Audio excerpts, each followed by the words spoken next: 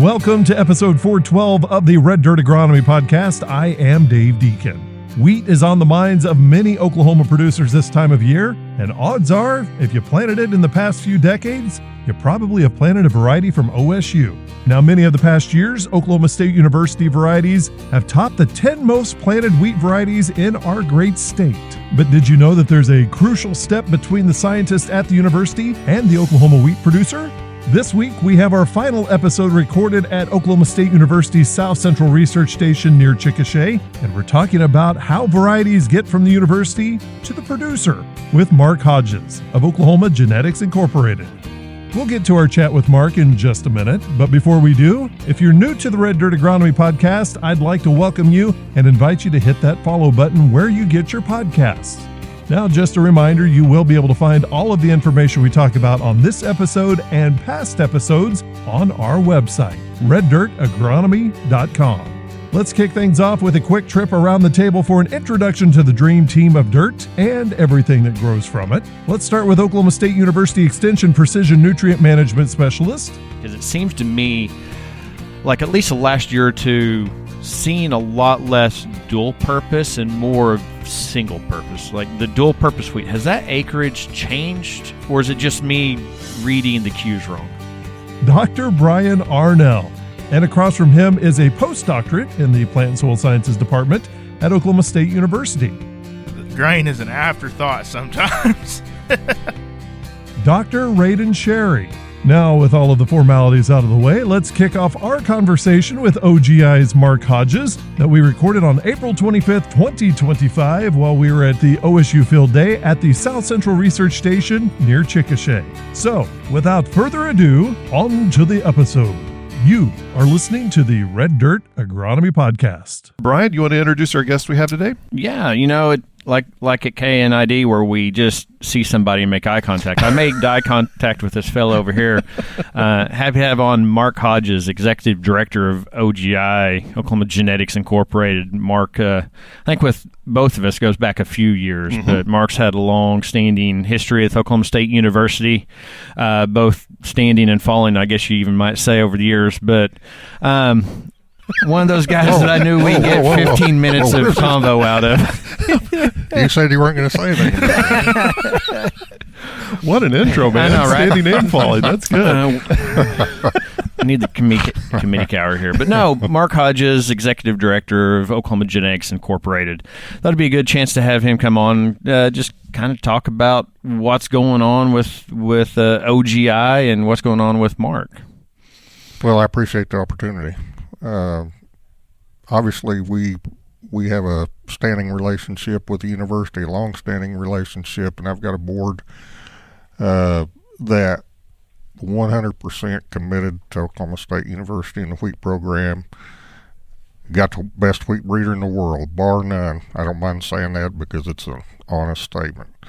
And so it's fun to work around this industry when you've got somebody of Brett Carver's caliber and the supporting staff of that as well. He's bar none the best because he can communicate to me, and that's kind of hard to do sometimes because I don't understand that. But all the way through the continuum to the millers, bakers, and I'm not just talking domestic, I'm talking international. I've seen him at U.S. wheat meetings. He can draw a crowd because he can communicate to them. He understands perfectly what they need, what their deficiencies are with what they're receiving. So as a breeder, he can address those, and he's been doing that. So he's well known. I'm not telling you guys something you don't know, but he's well known nationally and internationally with our customers, and that's a tremendous help to us. Can you take a little bit to discuss what the role of OGI is and what the Oklahoma Genetics Incorporated performs, what duties they perform? In a nutshell, we contract to promote, distribute, and market wheat and peanut varieties developed by the university. We're a private nonprofit, so every penny past overhead goes back into the program. When I first started in 2009, there were just a few $1,000s coming back in the program. but because of the breeding program and the success of the breeding program, that number runs between 700,000 and 800,000 a year, going back into the university. And again, everything we pull in past overhead or the cost to operate goes right back into the program, whether it be Brett Carver or other projects. So you've got a long history, like I mentioned jokingly, long history with OSU. You've been a part of the university, you've been a part of industry. How does that play that you've been aspects of both to your current role with OGI? Well, it's provided me with a perspective of an old man, maybe, if you want to put it that way. Perspective that I've come to appreciate the approach that the breeding program has taken, and Dr. Carver, and including all facets. And he, probably better than I do, that he listens to the other members of the wheat improvement team, and they together develop programs, and i.e. varieties. But he also, as I already mentioned, he does listen to industry. And that support that comes from industry is, my opinion is, because he has decided to incorporate their thoughts and does listen to them about what they want and need, i.e. develop the varieties. So you already said, you've been around here a while. How much has things changed as far as on the seed and genetic side on wheat from kind of when you got in, started working around wheat genetics and moved? Now we talk about end user quality, all these characteristics. A lot of growers that have been around a long time, that's not even something they think about. It's yield, maybe protein, depending on the year. How has things changed on your side as far as wheat production over the last 20 years? And again, I'm not being critical of the past, but just the reality is the focus when I first started, which roughly 40 years ago, the focus was on yield. And, hey, farmers get paid on yield and price. I mean, I understand that. But on the other hand, I think that the division saw the opportunity to increase and maximize return to producers by looking at wheat as a forage crop and as a specialty crop in the milling side of it, where if they could define the quality characteristics and define it in a sense that this is dollars back into the producer's pocket, if we can do this, that's where the focus came from. And Brett Carver had a lot to do with that. And not only did he have a lot to do with it, he's continued to move us in that direction. And again, I mean, he's got a wheat improvement team, obviously, you guys. And we appreciate that. But he has really maximized the return to wheat producers by taking this approach. And he's encompassed, well, like I said, when I first started, it's yield in bushels. Yeah. The focus has obviously, there was already some focus on the cattle side of it, but there's a lot of ways to make money with wheat in the industry, and whether it's cattle or other livestock, or whether it's a loaf of bread, or whether it's whatever. From OGI's side, looking at the challenge or just the wheat industry, because you've been a part, you've got a litany of roles that you've played within the wheat industry. The challenge of Oklahoma, or the diversity of Oklahoma, let me put it that way. It's both challenge because we've got the dryland wheat of Elk City. We also have irrigated wheat up in the north central, so we're going, graze out or 20-30 bushel dry land versus these irrigated guys in rotation that really want 100 plus bushel. Yeah. Finding the suit to where to chase, because you can't go after all. There's not enough resources to do everything. So in the wheat industry, how do you encompass that on your side as far as what the wheat industry needs? Do you just shoot the middle? Do you try to bring those up? Do you just go for that top end? How does that balancing act? Well, what we try to do is through communication with the division and all facets of wheat production, whatever that might be. But again, as I mentioned before, with Brett Carver leading that program. We try to take signals and cues that he gets from the people he deals with, really in the milling, baking industry, because that is an important component for us. But the livestock side of it's important as well. But as we all know, wheat prices go up and down, so do cattle prices. And whether or not it's advantageous to push higher forage yields, unfortunately, it's somewhat related to cattle prices and how the cattle industry is going. Again, from my perspective, I don't know how you'd have any better breeding program or overall program within the university that involves wheat and have a better return than you're going to get out of the current program that's in place. And again, there's a lot of facets, which you're also one of those, but there's leadership there, not just with Brett, but the current administration. And again, nothing negative about the past, but you got a current administration that's focused on, I don't want to say it's not all about the money, but they're focused on what's the best return we can get on the investment of human resources. And that's, the society somewhat has changed within the university system about what's important. I'm not saying it's not a bad, it's a good thing. That's not saying it's bad before. They had to deal with what they had to deal with. A lot of folks may not realize that OSU is a public breeding program, but there's also private breeding programs industry. Talk about how OGI works with OSU to compete with the private industry folks, and how has that changed over the years? Well, again, I'm going to go back to Brett Carver because he was the catalyst that really started that relationship across the board.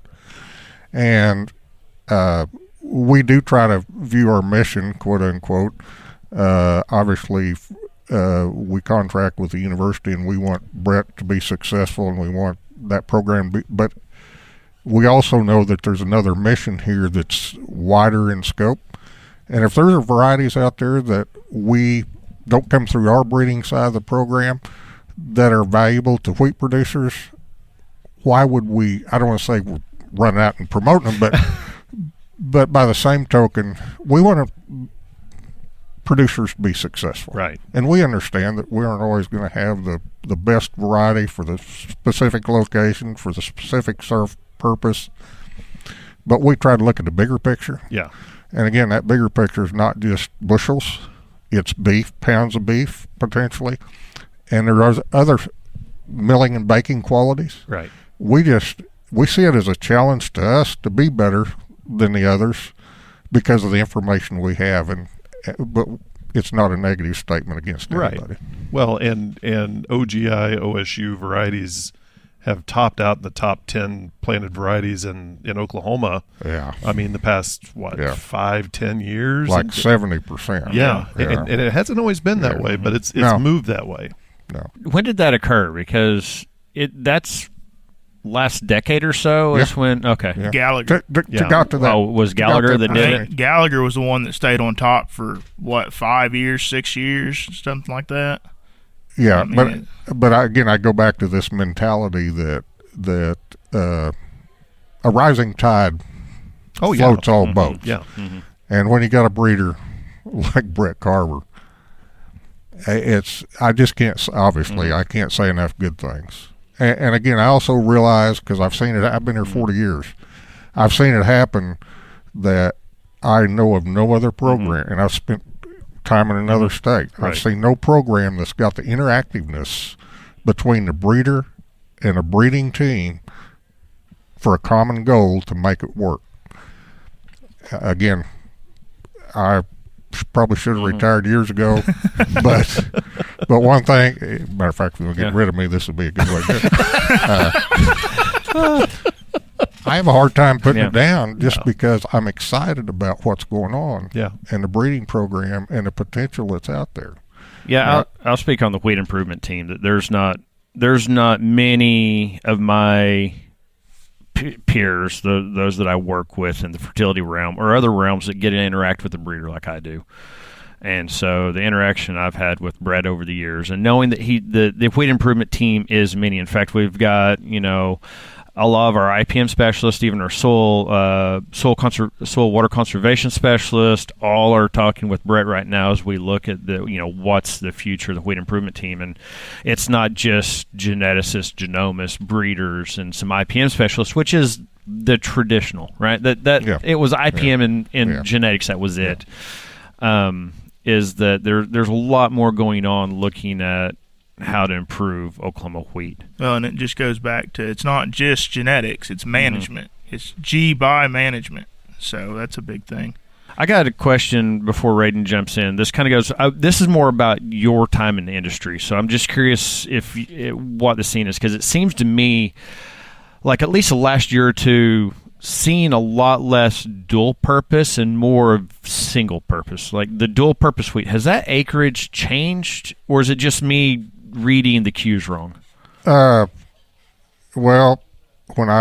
from the grazing side or forage side, it is so weather dependent, year in and year out, and cattle market dependent. It's hard for me to sit back and say, well, this is changing today. I mean, the cattle market's where it is. So.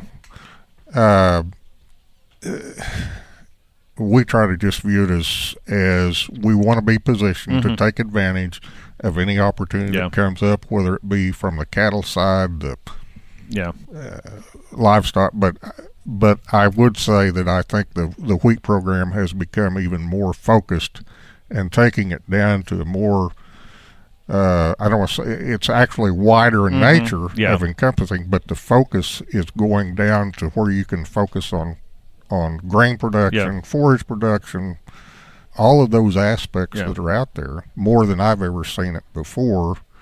I don't want to say be specialized, but there's more programs that take a closer look. You can pick things specific for your output instead of just saying, this Gallagher works okay in this region, so I'm going to do that whether I graze it or grain it or double stop, whatever it be, and just say, okay, I am going to take this field to forage, so I've got this group I want to focus in on as far as what I'm going to sow. And the breeder's doing the same thing. I mean, he's generating this. I mean, you know better than I do. He's got varieties that are pretty focused. But the exciting thing for me is the focus is on those things that are going to make money for the producer. Well, and this is a kind of great opportunity for this question. But so we talking about quality, characteristics, baking and milling. For some of the people that maybe don't know, where does that benefit as far as revenue received for that grain come in? Are we getting a little bit better basis at the elevator because they believe, we come into Oklahoma, we're going to get high quality? Is it really specialty markets just opening more avenues that way, or is it, where's that value coming in that we know exists? All of the above. Okay. And if you spend time around Brett and with Brett and the wheat improvement team, those industries, they're coming to him. Yeah. And I'm talking nationally and international. They're coming to him. Yeah. And I can't say this is point A and this point B, but you'd have a hard time convincing me there is not a connection there between that interest and what the producer's going to get paid on the back end because of the focus that the breeding program has to address all of these problems out there. I don't know how he does it. He's obviously got a good team working. Oklahoma is the primary focus for OGI, but where are your other customers?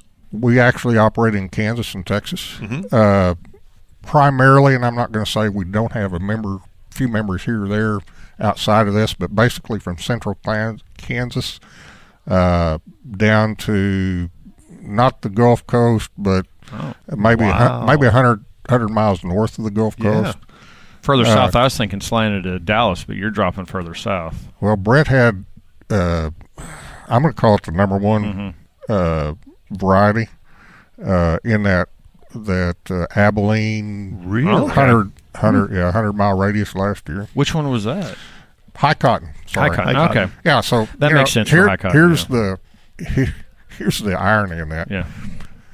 Now number one producing wheat variety in Texas was cotton. Yeah, Yeah. I like that. So, Well, and the best thing is that's a OSU variety in another state. yes. And have we seen that kind of success in Kansas as well? Not as much. I think probably not as much success in Kansas because there isn't the livestock component as much. Right.